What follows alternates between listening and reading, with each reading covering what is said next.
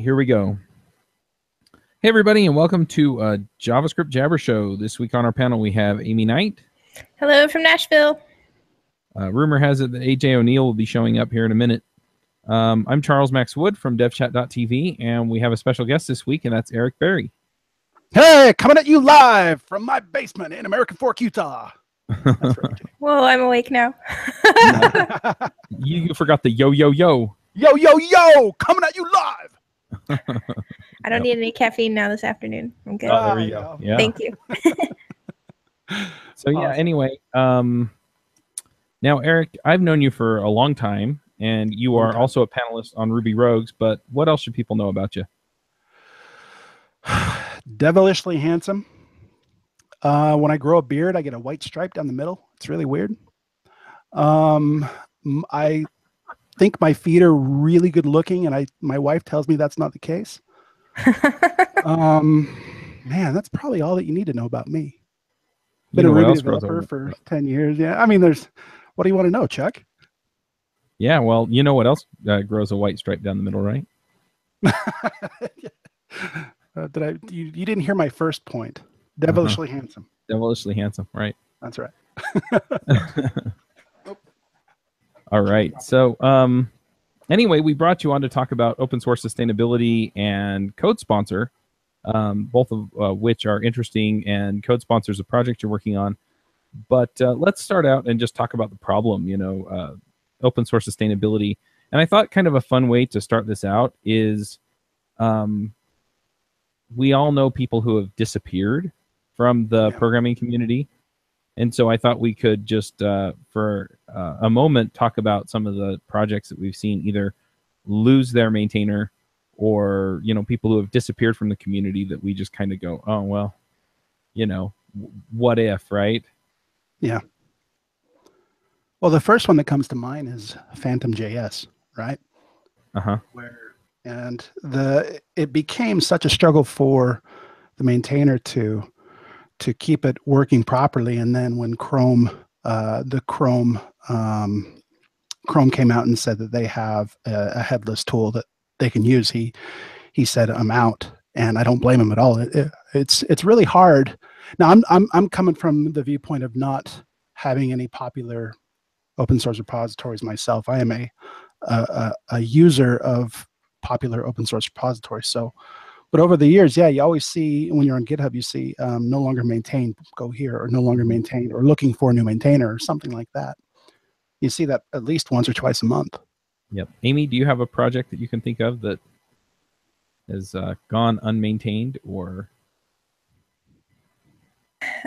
So back when I was in I did a little bit of Rails, who was the person who, it was not devised. The Lucky Stiff?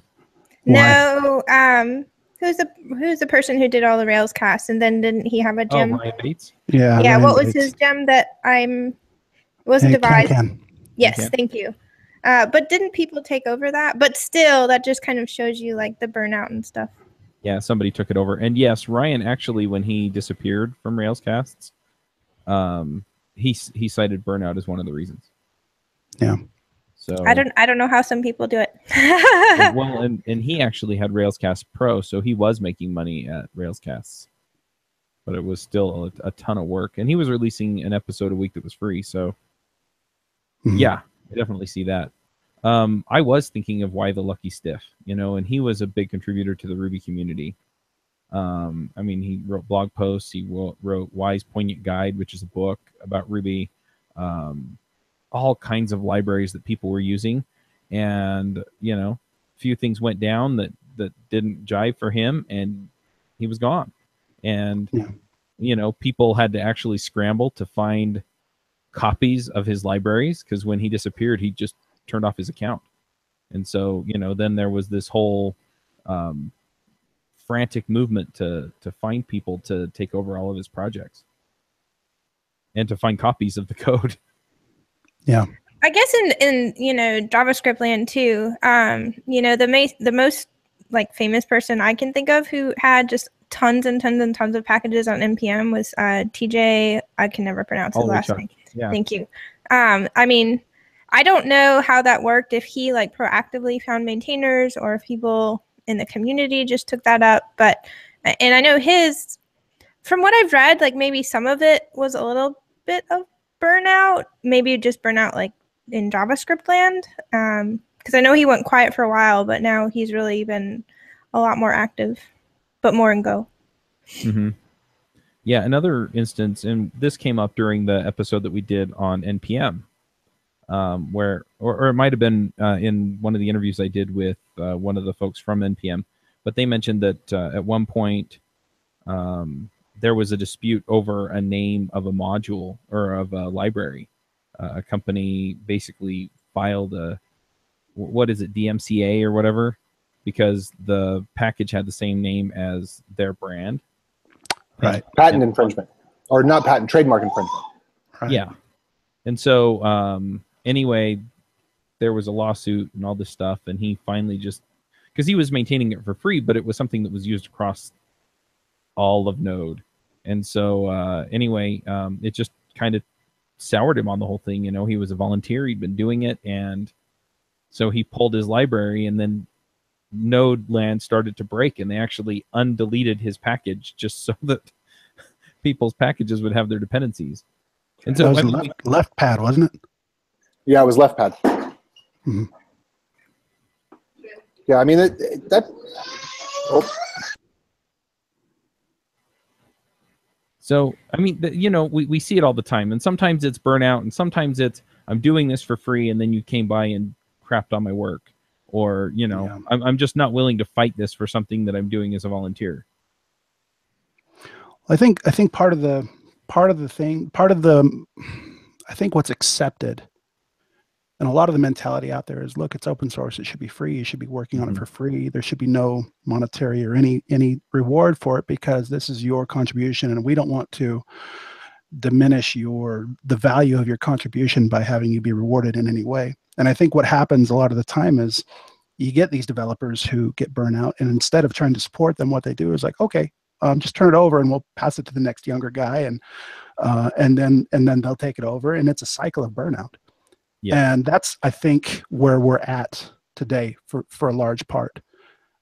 It's acceptable to these guys build these open source projects not knowing where it would go, right? They don't know if it's going to become big or popular, and they all have different reasons to build them. Some of them may want to do it because they're doing it for their work, and they've extracted it out of work and made it open source. Some people do it because it's fun. Some people do it because it is solving an itch that they have, a need that they have. But what ends up happening, if that project becomes popular at all, it becomes more important to those using it than to the maintainer himself or herself. And so now all of a sudden they've got this great thing that they've built, and they come to a decision where they say, well, do I continue maintaining this, which is taking my free time, so I'm doing this on the side for free? Do I continue doing this, or do I let it go? What do I do? There's actually a quote by a tweet by the maintainer, the creator of Gatsby, Kyle Matthews. He said, open source projects often fall into an uncanny valley, good enough to be dominant, but can't attract enough funding to become great. That's a rough spot to be in. Mm-hmm. So that's, I'm kind of leading the conversation a little bit, but that's where I think we're at today. A lot of people are trying to solve this problem. They're starting to acknowledge the problem of open source sustainability, and that we can't just keep on pushing it down to the next developer that's going to come around to take over. Yep. Well, and it's interesting too. I mean, you know, we have all kinds of solutions for this, right? You know, NPM went commercial. Mm-hmm. We have, you know, Ruby on Rails is supported by Basecamp because, you know, they built it to build Basecamp and they use it there. You know, we see a lot of these solutions, but it seems like depending on the project, that may just not be the best way to go.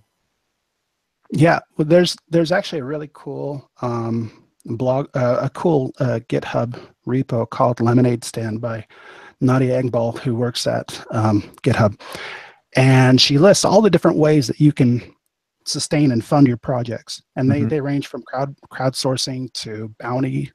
So there's a Get Bounty or Bounty Source. There's donation buttons like Patreon or Get Pay, or I can't remember what Get Pay is now. But and then there are different ways like sponsorship, like going out and getting sponsors to support your project. And then, like you said, company supported. Also, people are like, for example, I can't remember his name, but the owner of Sidekick, he's now making That's a incredibly pro good. version. Right, for the pro and the enterprise version, which we pay Mike for. Parham. Mike Parham, absolutely. But not everybody. So, so these are all great solutions, right? And they all work for some people. The problems with crowdfunding is typically it's a one-time deal. It'll take you so far. It's not sustainable. It helps, but you also have to have a certain amount of notoriety or popularity to be able to generate that. The bounties are great, but typically they're not solving the maintainability problem. They're more solving the issue of this bug exists. I will pay to have somebody fix it. The donation buttons are what really drove me to think about Code Sponsor. You look at all these different repos, and I talked to a lot of guys. And when I say a lot of people who have these buttons on their GitHub repos saying, hey, help me out, pay me. And it's difficult to do that because, one, people don't pay typically. There's a thing in your head saying, why do I pay for open source? And then the other thing is that that's, again, not going to bring in hardly any income at all, if any. I talked to Kent C. Dodds, who's got a very popular set of repositories across Env. He's very, very he's a huge contributor to the open source community, and he has that button on every single one of his repos. And I asked him, how much have you made so far? And he said 0. He's made no money. Nobody's donated. And this guy's incredibly likable. He's a fantastic person. And he's fairly well known. He's been on this Yeah, he's very well known. He ran JavaScript Air. I mean, all kinds of stuff, but yeah. TC39, PayPal, yeah. Yep. So he told me that's not working at all. And then the thing about sponsorships, and the thing that people don't like about sponsorships, is you're going to get so there's two parts to a sponsorship typically. One, if you're being corporate sponsored, they have expectations out of that sponsorship. If they need, typically they're going to sponsor because they want to support the project, but they want to support it in their direction that they need. I'm not saying it's a bad thing. It's just what it is. The other thing is that it's also the first thing to get cut on the budget. If they are sponsoring a project and if that company needs to tighten the belt, that's the very first thing that's going to go. So again, it's not sustainable. It's not long-term sustainable. So that's why I started thinking about this, and I have a little bit of a marketing background. I thought, well, actually, if you want something sustainable and scalable, it's got to be beneficial for the people who are paying. Yep. And so I thought to myself, well, who would pay developers for this? And I thought, well, developers have a unique, developers are great. I love software developers. I'm a software developer. I have been for 20 years. They take care of each other, right? Hackers don't hack hackers. Hackers hack other people. Developers will always take care of other developers. We kind of follow this code of ethics that's unspoken, but it's very real. And so developers they have their repos where they have tons of people coming to their website, to their repos, to their documentation sites, to NPM, to GitLab, to Bitbucket, to all these different places to read the documentation for the open source projects they're creating. Well, the idea behind CodeSponsor, you take those projects and you allow companies to place a highly relevant, unobtrusive ad where we don't do any tracking, don't do we don't do any tracking. We don't sell the data. We don't do anything like that. And by doing so, it makes it so that sponsor can get their message out in front of all these developers, and they're rewarded by hopefully increased business. But then that becomes scalable. So that's kind of how it all came about. Yeah, I mean, the other thing is that I've thought about doing this for podcasts, because one thing that I found with podcasts is that if you reach a certain volume, then finding sponsors is easier. But for some of these smaller projects, or smaller podcasts, that are under $2, $3, $4,000 or listeners per episode, it's kind of hard for them to find sponsorships just because they don't have the volume. And I can see some of the libraries out there having the same issue, right? They're not Lodash, they're something else. And so I could see Code Sponsor coming in, and you're talking about putting sponsorship messages in the README, but I could see that solving that problem for them, because essentially what you do is you negotiate a rate with the advertiser and say, hey, look, we'll get you so many impressions, and then you can spread that across all these little guys, and they all get something for their work, where they probably wouldn't ever be able to get that on their own without it. Exactly. 2 months ago, I thought, I wonder if I can create a prototype that would do this. And I wrote up a silly little Rails app that allowed developers to sign up through GitHub to generate, they import their GitHub repos. It'll create them a simple tag that they can place. It's just an image tag. It's an Ahref tag with an SVG in the middle. And they can place that on wherever they want. And what it would do is it would then hit Code Sponsor every time that loads, and it would determine what image to present and what data to present. And then on the other side, I tested it out, starting with myself as a sponsor, and then I tested it out with Timber. Timber is great, timber.io. And they said, yeah, let's give it a shot. They gave me $150. They said, let's give it a shot. And we did. And within that first month, they saw 4 new signups. And I haven't followed up on how many it's at now, but it was a great success right out of the gate. And so, well, let's see what else we can do with this. Nice.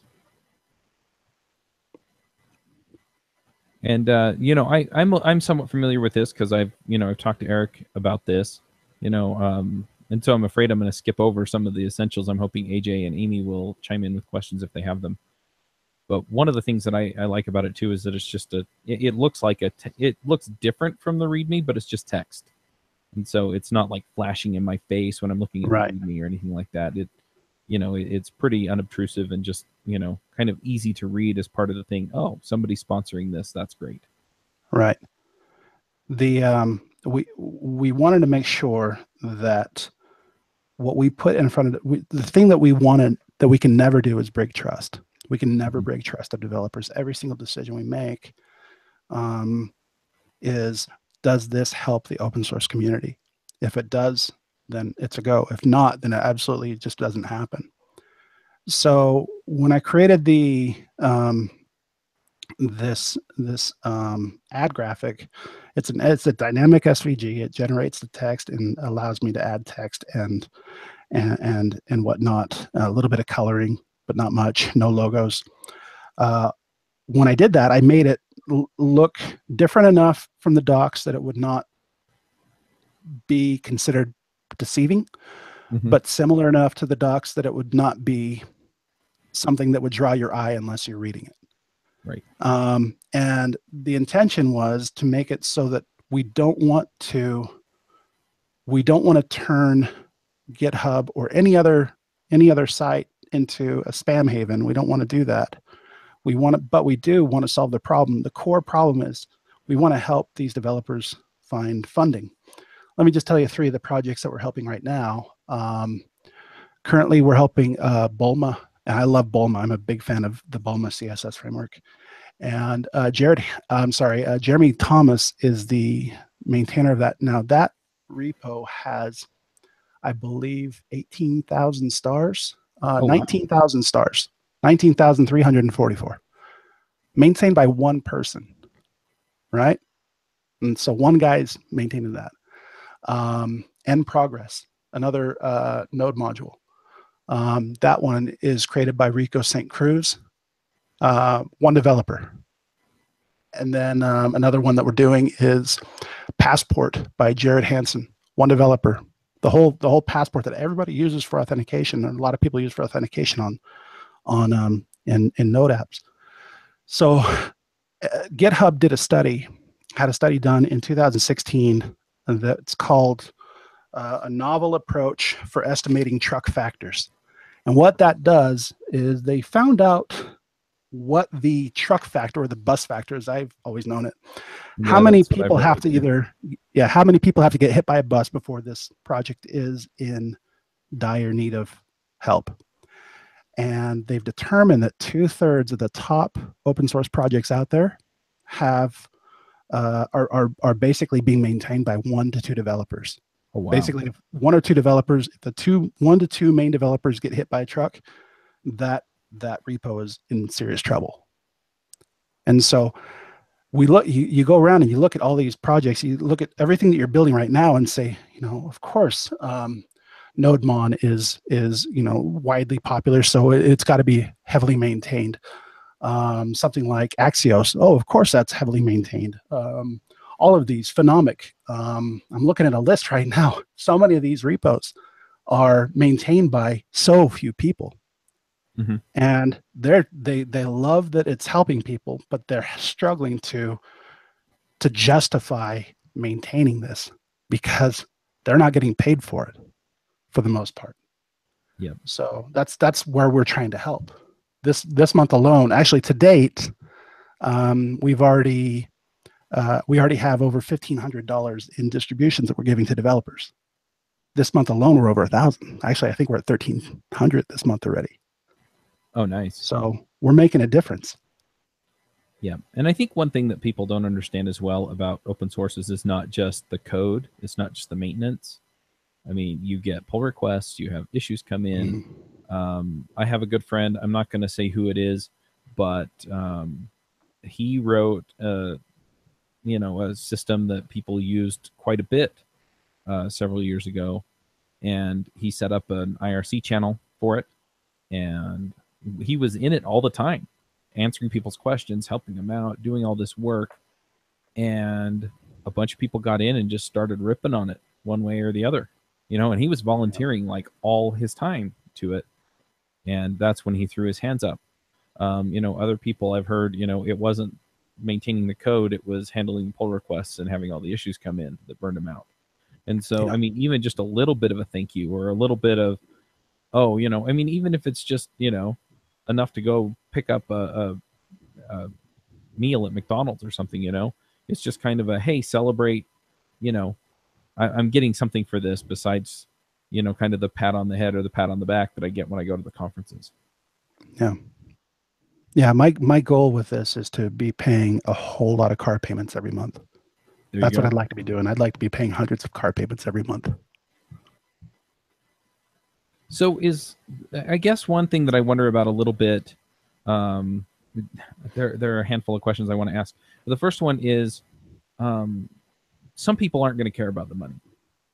Right. So, code sponsor, it seems like, for people that, they want another reason to do it, it makes sense to put it on there. But, there are also going to be people that just, for whatever reason are going to go, you know what, I don't want the money. So, right. How do we help those people with sustainability? Or, are we focused mostly on just, helping them in this way, and then maybe the community can step up in another way for those folks? No, that's a great question. What we do is I have a budget every day that I can spend, that our sponsors say, this is what I'm willing to spend every day. This is what I'm willing to spend every month. And this is what I'm willing to spend in total. And they prepay me. And so I have a certain amount of money that I'm ready to give out.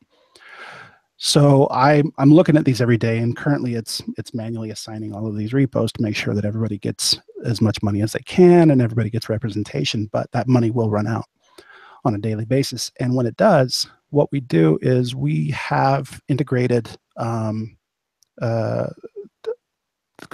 Collective.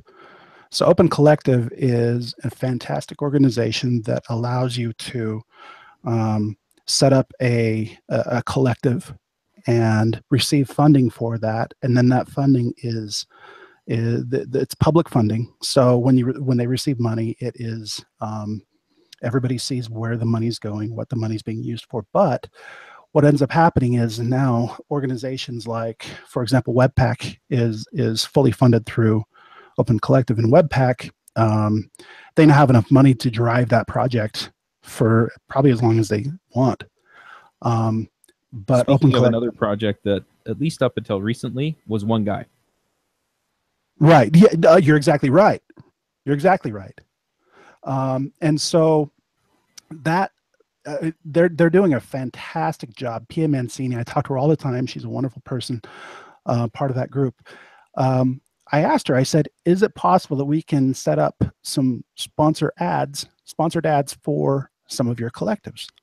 For when we run out of money, we can do that. So that's what we're doing. We have these ads where it's free. We don't charge for it, but we don't pay the developers. But what ends up happening is we show ads for example, Women Who Code or the Open Collective Initiative, or we have one for the veterans, wounded veterans, to help them learn how to program them and their families. Another one that we do is Women Who Code. And so all these organizations are fantastic organizations that need funding. That's a really good way for us to get that message out. And it's so nice because we can get that in front. I can get that in front of thousands of developers every day, tens of thousands of developers every day, with a click of a button. And it's fantastic to be able to help spread that message out that quickly. And that's what we offer for those who are not interested in the money, is then let us help spread that message, and you choose your charity, you choose your collective to give the money to, and then 100% of the money goes to that. Or what? So it wouldn't be money; it would actually be, you would be basically embedding a link directly to those collectives. Right. So the other question I have about this, I know we talked a while back, and you were in the middle of talking to GitHub about making this work well with them. Right. And I know that's since been worked out, and it's on the. No, it hasn't been worked out. Okay, not yet. It's being worked out. Okay, well, I've seen the banners on GitHub readmes. Let me put it that way. Yeah.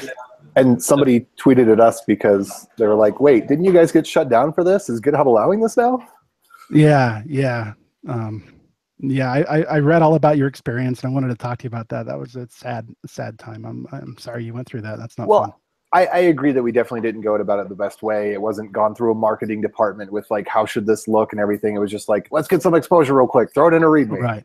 Right. So I agree that from some of the lashback on it that, no, we didn't go about it the best way. But then the way that it carried out without communication was really the breakdown. So I'm glad you're having that communication to some degree.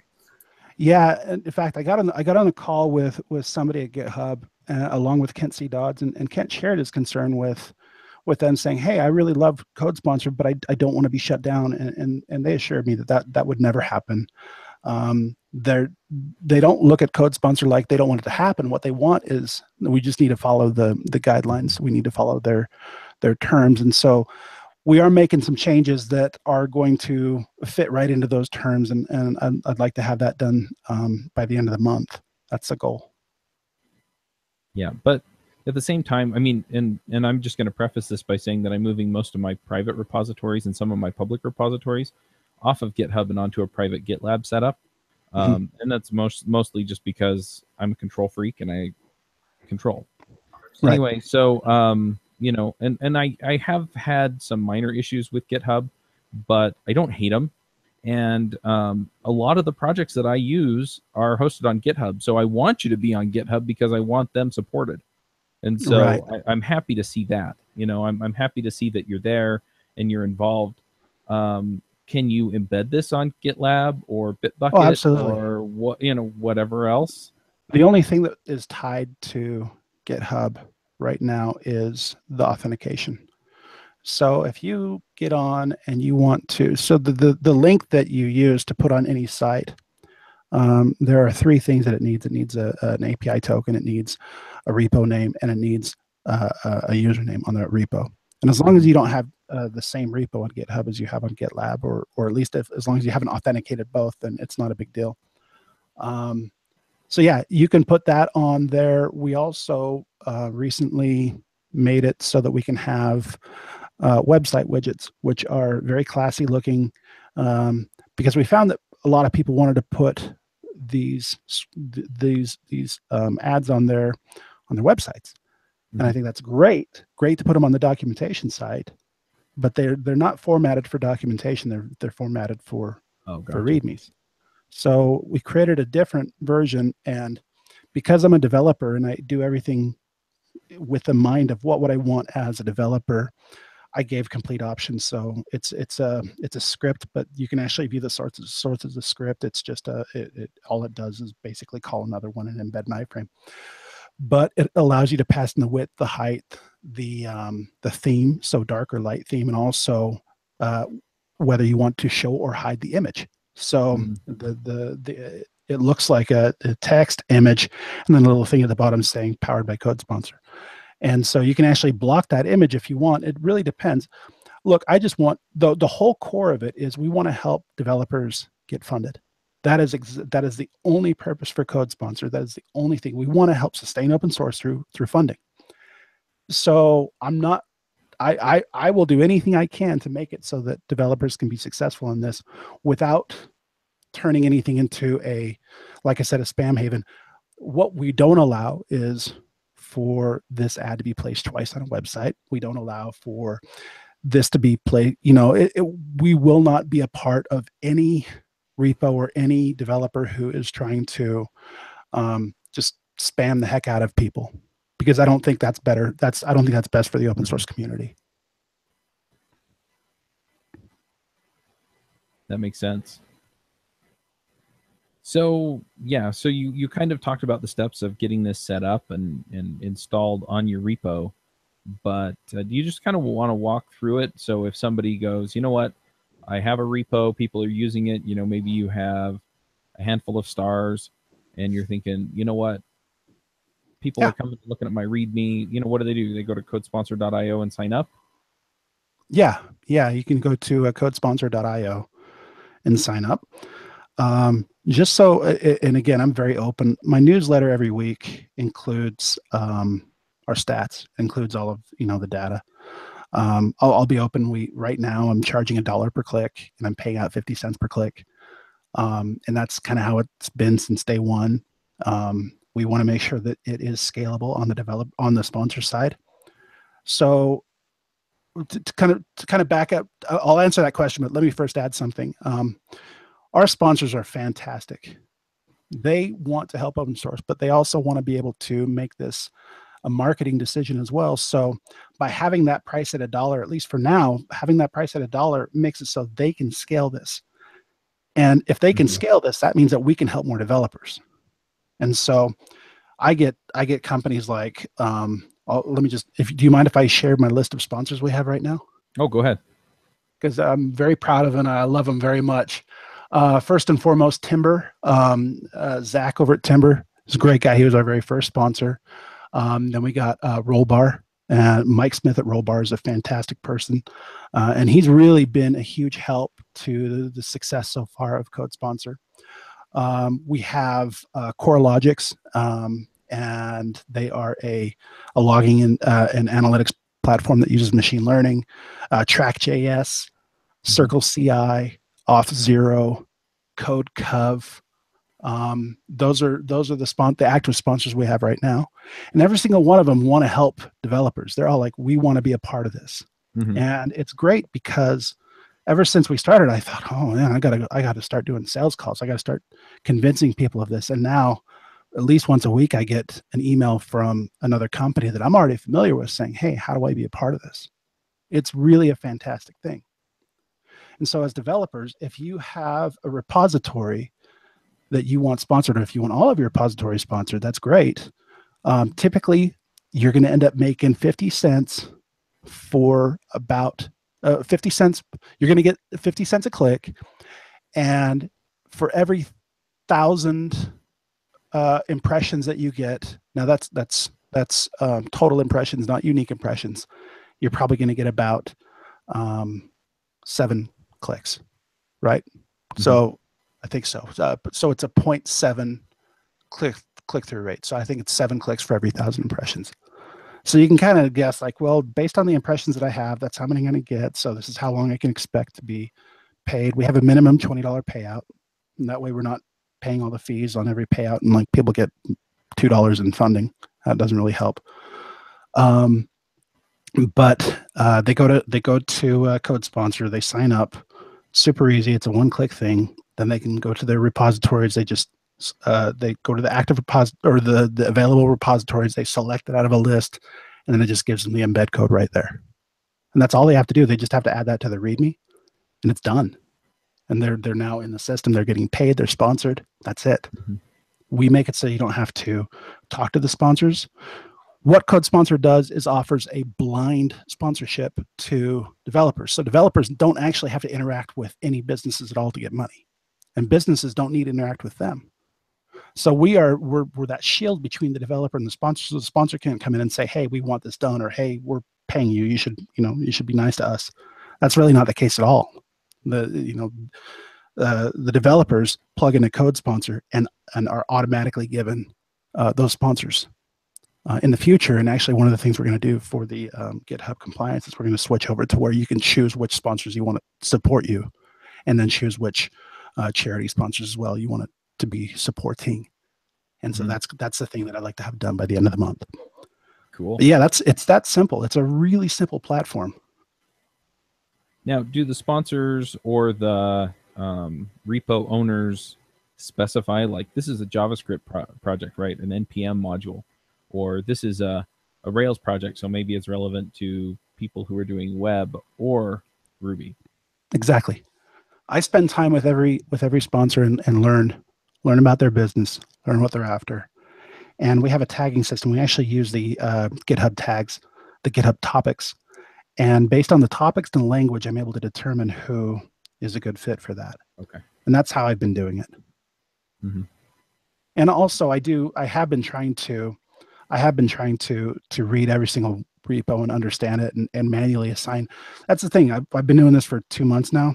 It's primarily me. I had one guy helping and he kind of dropped out. So it's basically just me.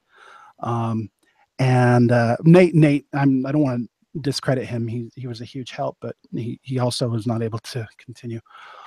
So here I am. I'm having to manually do these assignments, and I have 446 repos that have the Code Sponsor link on it. 446 repos I have to go in and understand and learn and manually assign every day. And so it's not something I can continue to do. Makes sense. I'm not sure if there's anything else that I am dying to know. AJ, Amy, anything else you want to ask? Just for the record, yeah. Oh, hold on. Somebody's talking in the background. I've got a lot of office stuff going on right now. Let her go first. I'll come back.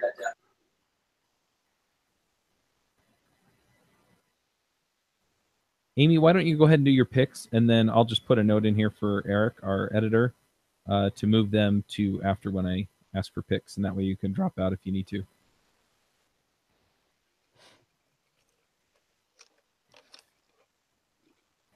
Okay, give me 1 second. I had to get them ready. Okay, so for my first one, I feel like so much of the time we hear a lot of unhappy updates about women in tech or, diversity and that kind of stuff. So on the Envision blog, there is a blog post about positive experiences for women in tech.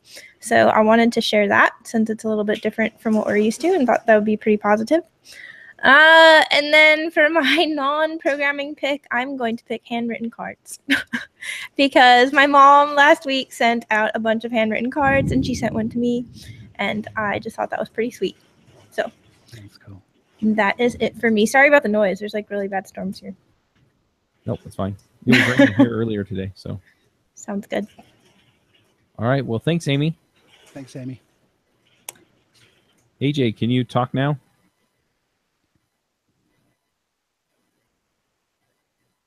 Okay.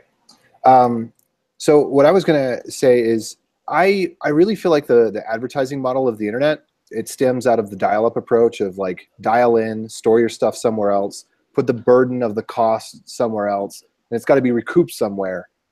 And I feel like that's a model that just continually leads back to centralization over and over and over again. So do you see any path for the future where we could get away from advertising, whether it's through like maybe a digital currency or some other method of value exchange that doesn't like always lead back to these centralization problems, where we could have a more federated approach or peer approach? Trying to make sure I understand the question. So you're saying that if we can get away from the financial benefit and have it be something more, where something on a higher level than financial, is that kind of what you're asking? Not higher level than financial. It's just like, I think that advertisement leads to a lot of ills. You know, like you say right now, you're not doing tracking, you're not, you know, doing profiling, you're not doing the things that most advertisers are doing. But as, I mean, the pattern that we see is that as a source of revenue becomes greater and starts to have its weight pull on it, it starts to reach out for other avenues that sometimes become, well, pretty much every time become less and less and less ethical. Because you are the dude here, I don't believe that that's going to happen in this case. But I think in general, advertising is a model that leads to unethical outcomes, like trying to get people addicted to behaviors and whatnot. Like some of those things come out recently. So I'm just wondering, do you think that there might be a path in the future to shift in another way? Obviously, it's being tried right now with things like GetPay and whatnot, and advertising has proven to work, but it also is proven to centralize and demoralize the payment channel over time. You're exactly. No, that's a great point, and it's interesting. I talked to one of the guys who is using CodeSponsor, and he's actually making a fair amount of money with it. And he said it's a good thing and a bad. He said, I like CodeSponsor and I don't like CodeSponsor. He said, I love it because it's helping. It's absolutely helping. But it's also changing the way I look at things. He said it's changing. He said I could see how it could change motivation if it becomes too big, and that's not what we're after. Absolutely. No, I exactly see where you're coming from. Absolutely. It depends on the type of person, I imagine. It really depends on the type of person. Now companies like GitHub could possibly make something like that possible. I don't know. Could I imagine it? Yeah, I could definitely imagine it, and I hope it happens. I really hope it happens. I hope that CodeSponsor is not the only solution out there that's scalable. I hope that it's not the only place where people go. But I don't know. To me, it's not about the money. It's about the time that money affords, and it's about the justification that money affords. Absolutely. Yep. Yeah. So I mean, we're all developers. I know both of you personally. I know you somewhat personally, AJ. We all get paid good money, right? We're not poor. So it's not like $100 a month is going to make a world of difference, at least for us. But $5 a month, ironically, might make more of a difference, or $1 a month might make more of a difference because then it's not about the money, it's about the recognition, it's about the acknowledgement, and it's about, hey, somebody knows that I'm doing this, and I feel like I'm making a difference. And I think that's such a core part of it. For example, I set up AdSense, and I set up AdSense at one point on a website of mine that was a blog, and I thought, I made a penny today. I made 2 pennies today. And of course, I didn't care about the money, but I cared that something was happening and it was motivating. It made me come back and made me want to be a part of it some more. And I think that's where whatever solution comes out after CodeSponsor or during CodeSponsor or whatever, I think that's really the key point, is how do we get people to love what they do more, to where they can justify spending the time, justify spending the weekends, or justify with their bosses to support it. I don't know the answer, but I hope so. Yeah, I think one other thing, you're kind of talking about this, idealized thing where, all of the incentives line up to always be virtuous, even if you don't have virtuous people piloting the open source projects, or, the go-between, that's going out and negotiating on behalf of all the developers, be it CodeSponsor or somebody else. But the the problem is that, there are certain aspects of human nature that just make it really hard. Yeah. And a lot of it isn't that people are greedy or that they don't care or anything like that. And I think a lot of people kind of attribute some of that negative energy to this, and I really don't think that's the case. I think people get comfortable, right? They get comfortable, gem install Rails. They get comfortable, hitting the CDN and pulling down Angular, or Right. installing the Angular CLI and having it build and having it go out. And they don't think Right. about the work that goes on behind the scenes. And so because they don't see that work, they don't see the blood, sweat, and tears that go into it. They don't see the developer that's maintaining the project staying up until 3 a.m. because they're not there. They're here, they're sitting at their desk at their work and, just kicking back and relaxing. And so, because they don't see that, there's not that incentive. There's not that, gratitude that's kind of drawn out because you see this, it's in your face. And so because it's comfortable, I go to GitHub pages. I've probably gone to some of Kent Dodd's GitHub pages, and I didn't even see the donate link because that's not what I was there for. And I didn't think about the work that he put in. I was thinking, you know what? I need some docs. Oh, here are some docs. This is how this works. Great, good. I'm off to the races. Pat on the back. Next time I see Kent, I'm going to give him a hug. But I mean, that's it, right? I mean, even if I know the guy, and I know Kent because he's a local guy, but it's that. And so, unless we can really kind of drive home to people that there's something behind this, that there's something to it, and kind of create that awareness that, what, I've gotten something and I should give something back. I just don't see that a system that doesn't have the reciprocity is going to work. And I think that's why Code Sponsor really does work, is because there is that reciprocity, right? The company gets the attaboy and the pat on the back for supporting open source software, but they also get marketing opportunities that pay off so they can justify spending the money on open source. And so, I think we kind of get these ideas that, yeah, there's got to be a way where everybody's doing the right thing and that's why it works. But in practice, I don't know if we're ever going to get to that point without being much more aware of where the things that we have come from and having it make us just a little bit uncomfortable so that we're willing to donate $5 or do whatever it is that we're supposed to do in order to make it all work.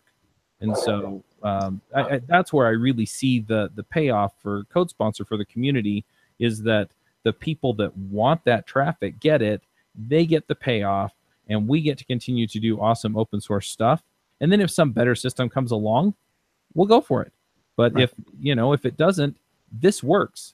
And so, that's why I got excited about it and wanted Eric to come on the show, is because I really see that, this does line up incentives without creating anybody being beholden to anyone else to do things that they otherwise wouldn't do. I mean, I don't think companies put pressure on developers to do things that aren't in the best interest of the project, but it does take time away from the things that are in the best interest of the project, if you know what I mean.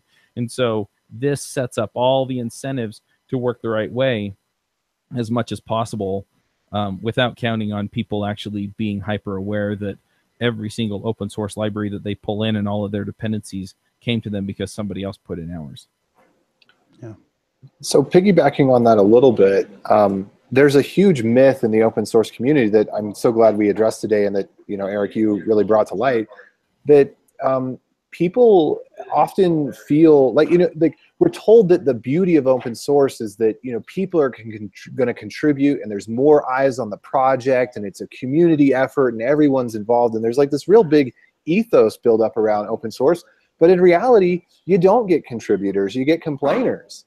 You don't get a team of people that are constantly working with you, and you're not making money off of it. Like when we had, that lashback on our projects, there's people that were just incredibly, incredibly hateful. And I realize it's, a vocal minority. It's not representative of everyone. Right.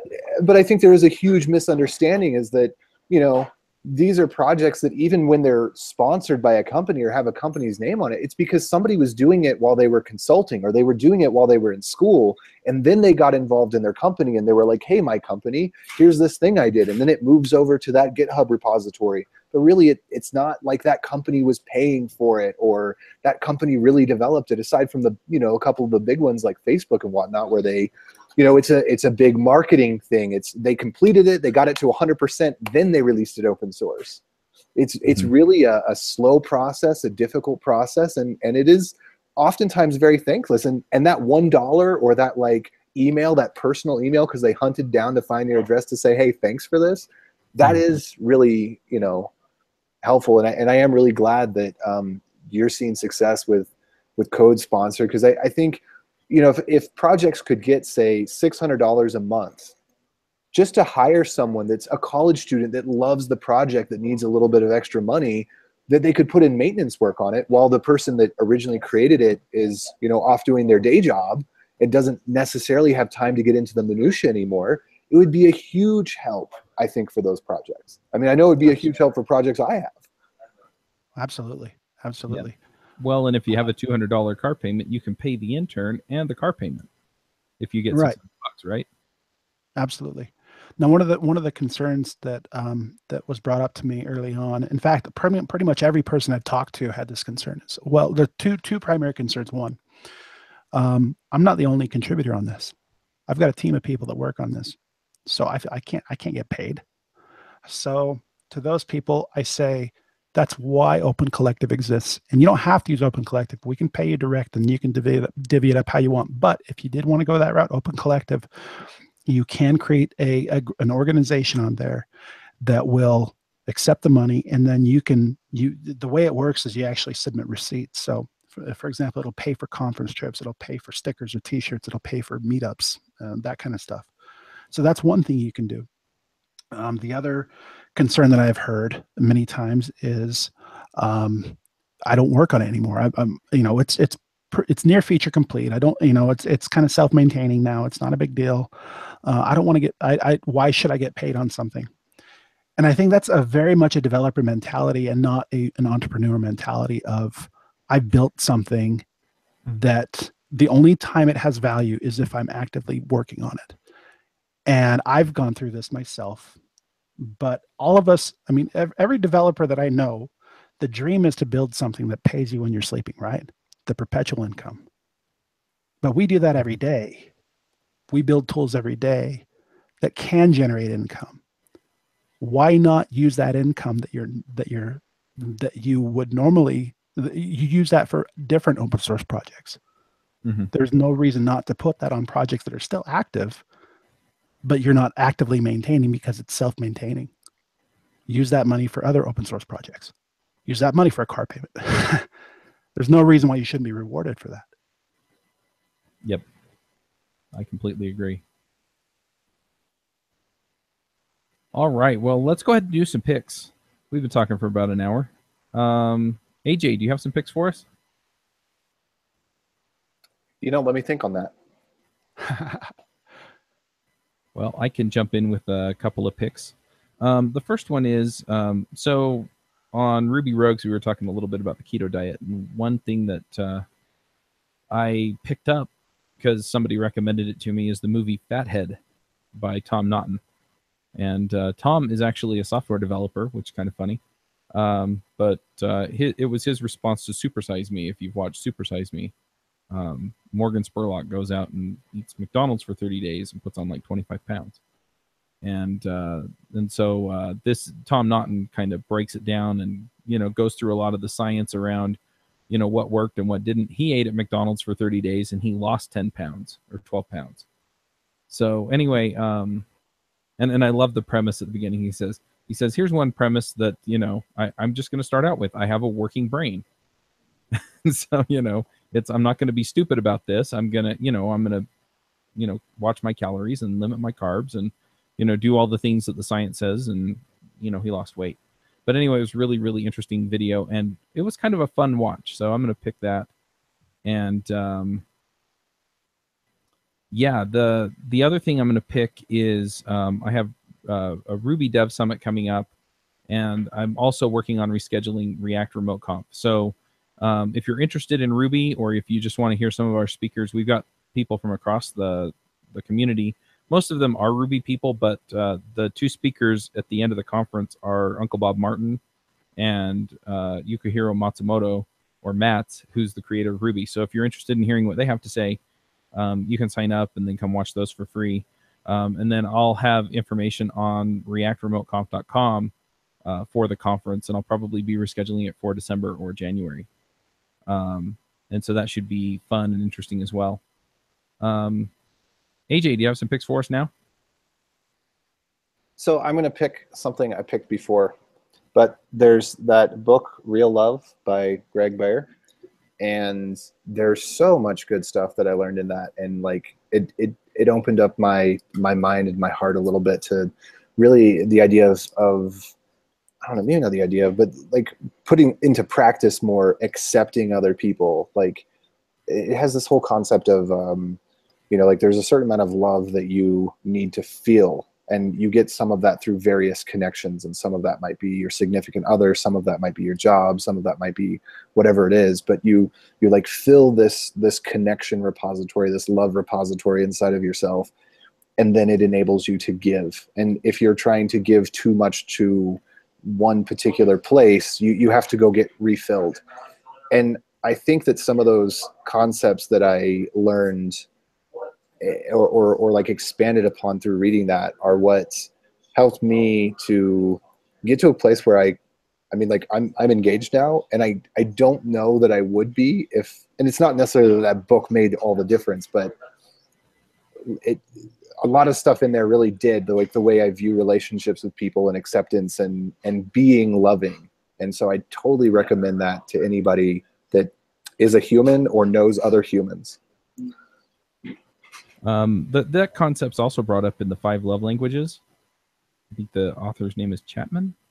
I'll put a link in the show notes. Yeah. But anyway, he talks about filling your love tank and then being able to give to other people. And the 5 love languages is about how you receive love into your life. And so it's essentially how to fill that tank, which is kind of interesting. But yeah, I've also read that and love it. And in fact, if we keep it hush hush, I have on NPM the 5 love languages, but there's a build step required to get from an anonymous source the array of questions, since they are material that cannot be published on GitHub. All right. Sounds fun. Eric, what are your picks? Actually, my picks are going to be a little bit different. I do picks every week on Ruby Rogues, so I'm going to do a little bit different this time. The last 2 months have been amazing. I got into Code Sponsor. I got into this not knowing what the public would think, what the developers would think. Over the last 2 months, I have felt so much like love and support and cheering on every single day by so many people. And I guess I want to pick them out individually and collectively. Nate Hopkins, of course, has been amazing in this. Huge support, developer support, my best friend. PM Mancini and Open Collective. They've been tremendous help on getting this up and going. Eric Holscher at Read the Docs, brilliant person. He's the guy who coined ethical advertising, and he is I worship that guy. Carbon Ads, I love that company. I think they're amazing. Buy, sell ads. Carbon Ads does an amazing job for the open source community. Nadia Egbel, she has been a huge, tremendous supporter and help for this. I was so nervous that people would reject Code Sponsor. And every day I get more and more people telling me it's helping them. And they're so excited for this to work. So I just wanted to share my love back publicly to all of them and say, this is going to work. And thank you for that support, because that is really, it was unexpected, and you have no idea how appreciative I am of that. It gives me the energy to continue down this path, because I do believe in it. So that's my really weird pick, I guess. Nice. Way to share the love, Eric. All right. Well, we'll go ahead and wrap this up. And yeah, I'm just excited. If you're interested in this, if you know of companies that should be sponsoring open source, or if you have a project that you want some monetary support for, then definitely go check it out. And that's codesponsor.io, correct? Yes. Sponsor with a OR. I need to register ER because people keep misspelling it. So codesponsor.io. All right. Well, we'll go ahead and wrap this up, and we will catch everyone next week.